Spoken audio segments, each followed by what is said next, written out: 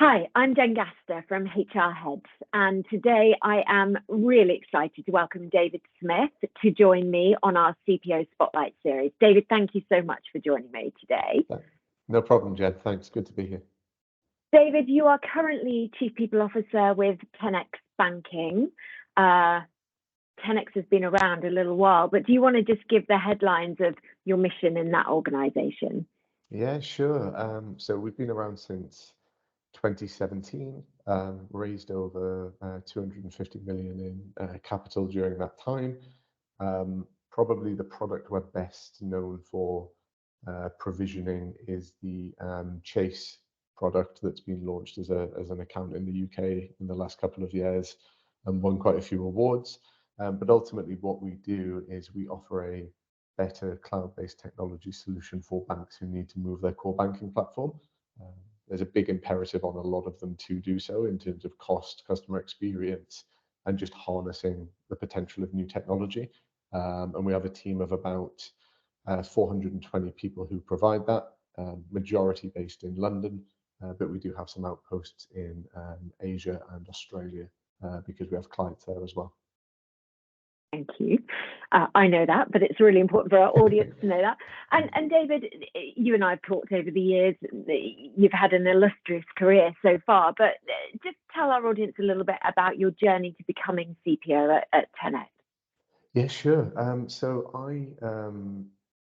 I started off doing TA, and it was a good grounding because all I cared about at the time was hiring high caliber talent and the OD that they were going into. I've actually tried to keep those as key focuses throughout because they're still very, very important.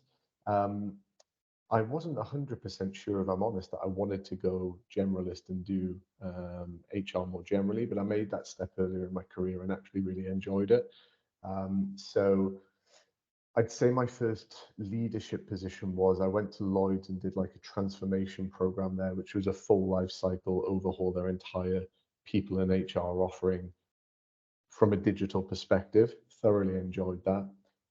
Went to Trainline, was there 5 years, and I joined, ironically, I think I joined the week after KKR bought the business. And one of the few things that goes to plan in life, when they bought the business, we had an initial meeting with their lead partner who said, our plan is within 4 years, we'll do an IPO for about this multiple. And it happened. We did an IPO for about that multiple. So that was really, really good. It was a very good journey to go on, the full transformation of the team and improving of sales and marketing, etc. And by the end there, I was running the HR and TA teams. I went to Clio, which is an AI business, who are still doing really well. And that was a difficult one for me because I loved it and I loved the people, but I got approached from 10x by an ex-Trainline colleague who was on the exec team at the time. And it was just an opportunity I couldn't say no to. I met Anthony, who's the founder, and really liked the business vision as to where they were going and the culture of the place as well. I thought the people were really cool. So made the switch, and I've been CPO here coming up 2 years in October. And we've been focused very much on, as most companies will have been, ultimately, how can we harness the potential of the team and get the culture right so we can do more without consistently hiring at the velocity that people were probably 3 or 4 years ago.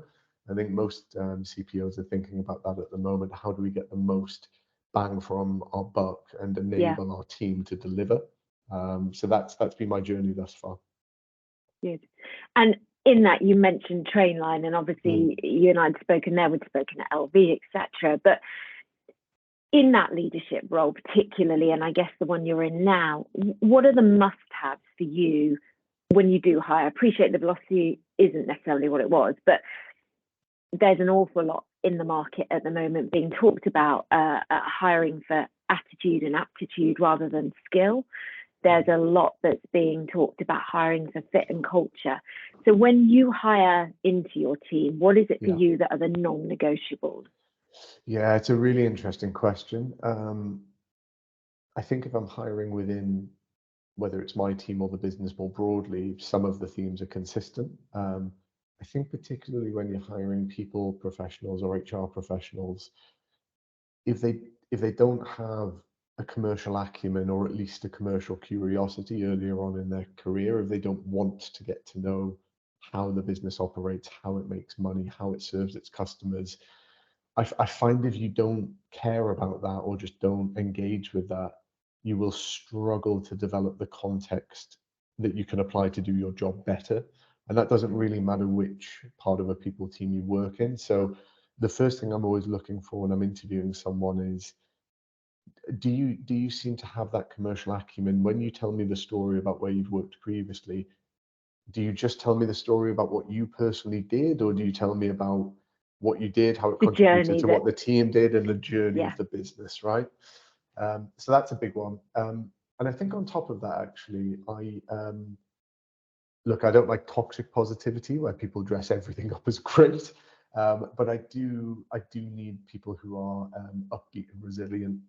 I think if you're working with people where you have a tough week and then they come in on the following Monday and they're still down in the dumps and they wear it heavily, I find that difficult because I think part of working in an HR team is you have to be resilient, and there has to be times where you act as the strength in the room for the rest of the business who are under pressure on different aspects. So I think resilient, upbeat, ability to shake things off quickly is important as well. I personally, I hire for the art of the possible. Mm. It's I haven't done it before, but the answer is yes. Let me go figure it out, and Yeah, work backwards. And I think they're similar. It's a glass is half full. It's what can we do, not what can't we do. And I think I've been in the game a long time. The days when HR was the blocker to Yes. the business growth, HR says no, versus HR being the real facilitator around the opportunity of the growth business. That for me is now one of the key things. Yes, agreed. I think Yeah. that's where the commercial acumen and curiosity comes in. You don't have to you don't have to understand the models that the business runs on necessarily on day one, but you have to care. Yeah. And I really love people internally. And actually, some of the younger people in my team are fantastic for this, where they ask me great questions about why did this particular client choose us, or what are we doing on the product on this front, because I've seen some of our competitors are doing X. I love that type of question. It shows that they care. Yeah, absolutely. And you're sitting in that financial services sector at the moment, and it's had a bumpy decade, I think it's fair to say. What do you see as the HR challenges specific to the financial services space right now? It's interesting. So we sit at a really interesting intersection between FS and technology. Yeah. I guess we are The fintech classically opportunity. we're Yeah. classically a fintech, right? We really are.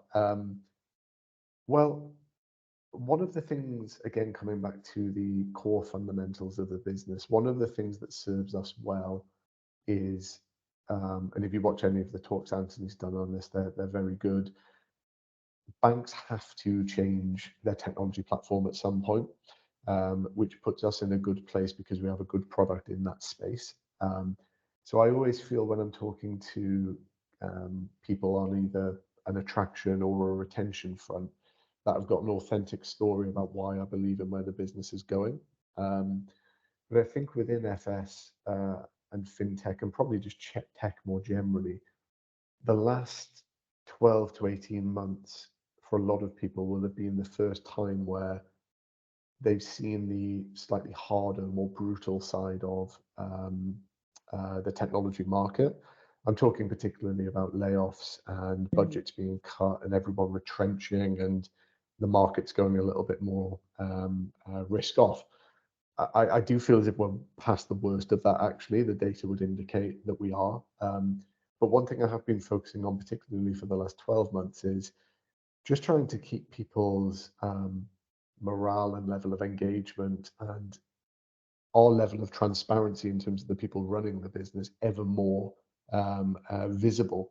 Because I think what people actually want is just straight answers to the questions so that they can deduce the information. And it's amazing that And you can deliver trust that trust. you might not have all the answers, but you've at least got it on your radar. Yeah. And you can deliver some hard messages if you're honest Mm. with people about why. And we've been doing a lot of that. And I think that's really big because I was talking to our head of L&D about this the other day. Just age profile wise, a lot of people within our team and fintechs more broadly have never seen this before. And you learn through experience, right? So that's definitely actually been probably the last 12 months. And also, I think every business will have been focused quite heavily in the last 12 months on, is our org design genuinely set up in the right way? Because we're still hiring, same as most businesses. We're just not doing it at the same velocity we were, and therefore getting the max out of the people within the team is key. There's definitely a trend in the market of right sizing. You know, like you say, hiring's happening, but it might be at a different level with a different skill specialism. Therefore, the media can talk about redundancies, and LinkedIn's quarterly report showed the FS sector was down 16% last quarter. But the reality is the vacancies are there, the talent demand is still there. It's just right sizing as opposed to completely destroying. And I think that's the classic, the glass half full, the glass is half empty. It's how you wish to spin that story for the greater good of the business, really.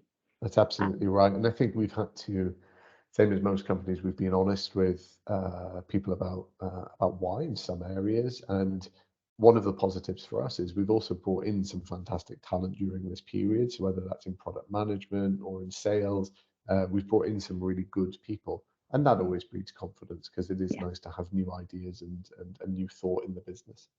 Yeah. And you've talked a lot about tech as a tech business, but if I bring tech into the HR space specifically, and we start to talk about data and talent intelligence is the phrase I'm coining at the moment, you know, how are you embracing it, and how do you use it to then make your decisions? I think anyone who's ever worked with me would probably describe in the first 3 bullet points me being quite data driven. I enjoy the quant side of it. The first thing I did when I joined 10x was say, show me the HR systems architecture, and it was quite disparate, but there were some good tools in there. How are you setting and then tracking meaningful OKRs for the people team across a disparate range of systems with no unifying layer on top? So we brought in a visualization tool called Tableau, which just basically pulls the data from every system we need it to display at an aggregate level our OKRs and how we're tracking against them. Exactly. And I think that's the first place to start, right? What are we actually trying to measure? Why are we trying to measure it, and how are we going to do so? And what that's been really good on is not just obviously giving me information to make decisions and to feed into the rest of the executive team to make decisions. It's also really good for showing progress, being able to say to, as an example, the talent acquisition team, hey, your cost per hire was there and it's now there, or say to the L&D team, your training programs that you rolled this year have had an NPS of 8.5. They like to see that. That infuses people to keep going. They can see progress. So that's been the initial stages. Where I want to go, which is probably more important, is the chap who runs our operations team is probably bored of me talking about this, but how do we build in predictive analytics to what we're doing? And that would be figuring out as a data point, what is our red zone, if you want to call it, for attrition. So if someone gets to, and I'm making this up, 2.5 years, and they're in this team and in this particular role, the proclivity in the past of people has been to resign at that point, and how do we then get in there and make sure that they feel exactly. So that's where I want to go in terms of the predictive analytics. I'd say we've made 20% of the progress I want to make there, but we've got a long way to go. But David, I'd say that 20% is probably 20% more than a lot of the audience watching this right now. So you're probably ahead of that curve. And my last question to you, David, is if you looked, and I'm going to say this because I'm old enough to say it, but if you look back on your career and gave your 20-year-old self advice from what you know today, what would that be? So that our audience that aspire to be in your chair one day sort of can take away those nuggets of wisdom? That's a good question, isn't it? Probably two. One would be, particularly now, exactly to your earlier point, I think if you want to do any leadership role, but particularly the CPO gig, you have to be commercially au fait, learn how to read a balance sheet, learn what the key drivers within investment are, what investors care about, how those markets work, because it ends up being part of your job. And you need to do that. And the earlier you upskill and ask questions, the better. And the second thing, and I always thought this when I was younger, and I often say this to my own team, back yourself a bit more. I think when I was younger, and we've all probably been guilty of this, I'd sit in a meeting, and because maybe I was coming from the people team or whatever, I'd see something that I wanted to say on a topic outside of my domain, and I'd hold back and think, oh, well, that's not my expertise, and maybe I should just be humble and leave it. And then someone else would say it, and everyone would go, oh, yeah, that's a good point. and I think I should have done that more. And one of the things I enjoy about being a little bit more experienced now is you do just say it. And when you're younger, sometimes you hold back more than you should. So I think, yeah, if you're an aspiring HR leader, and you see something and you genuinely feel it, call it out and go for it. There's no limitations on this role anymore. So that would be probably the two things I'd think. I think your role as CPO, it transcends all the other functions because it's people. And, they sit everywhere in the business for the business to be successful. So your remit should be that breadth. Yes, thank you, agreed. David. Your time, as always, is massively appreciated. And I know our audience will love to hear this. So really grateful for your time. Thank you so much. Thanks so much, Jen. Cheers.